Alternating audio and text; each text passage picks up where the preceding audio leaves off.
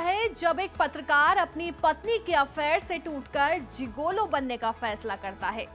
एक गहरे संवेदनशील विषय को जब हल्के फुल्के अंदाज में दिखाने की कोशिश होती है तो उसका असर क्या होता है। आज हम बात करेंगे अमेज़न प्राइम वीडियो की नई वेब सीरीज रंगीन की, जिसमें मुख्य भूमिका में है विनीत कुमार सिंह। ये सीरीज 25 जुलाई 2025 को रिलीज हुई है और आते ही इसने काफी चर्चा बटोरी है अपनी बोल्ड कहानी, हटके प्लॉट और जाहिर है अपने ट्रीटमेंट को लेकर। लेकिन क्या ये सीरीज अपने इमोशनल और सोशल इंपैक्ट को जस्टिफाई कर पाती है? चलिए समझते हैं। शुरुआत होती है आदर्श जौहरी यानी विनीत कुमार सिंह से, एक छोटे शहर का ईमानदार पत्रकार जो एक लोकल अखबार चलाता है। एक दिन उसकी जिंदगी तब पूरी तरह बदल जाती है जब वो अपनी पत्नी नैना यानी राजश्री देशपांडे को एक यंग जिगोलो के साथ रंगे हाथों पकड़ लेता है।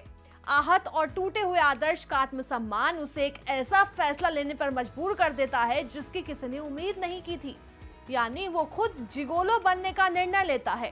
जहां एक और ये series sex work, male prostitution, आत्मसम्मान और रिश्तों के टूटते भरोसे जैसे भारी भरकम मुद्दे को छूती है, तो वहीं दूसरी ओर वो इन गंभीर मुद्दों को एक हल्के मजाकी अंदाज में दिखाने की कोशिश करती है।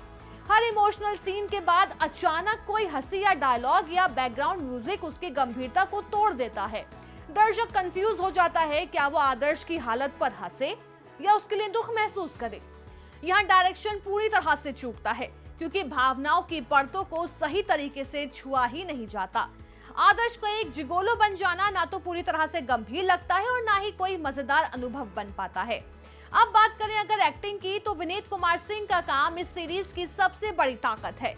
आदर्श के किरदार में वो पूरी तरह डूब जाते हैं और हताश पति, टूटा हुआ प्रेमी और सामाजिक दायरे से बाहर जाने को मजबूर एक आम आदमी। विनीत ने अपने किरदार में वो गहराई दिखाई है जो स्क्रिप्ट में कम थी। तारुक रैना यानी जिगोलो सनी भी फ्रेश लगते हैं और अपनी एनर्जी से किरदार को जीवंत बना देते हैं। शीबा चड्ढा हमेशा की तरह शानदार हैं। उनके अभिनय में एक नेचुरल ग्रेस है। राजश्री देशपांडे ने भी नैना का किरदार अच्छी तरह निभाया, लेकिन उनकी कहानी को थोड़ी और गहराई दी जाती तो वो और ज्यादा असरदार हो सकती थी। कई दर्शकों को रंगीन की कहानी इरफान खान की फिल्म ब्लैकमेल से मिलती जुलती लग सकती है।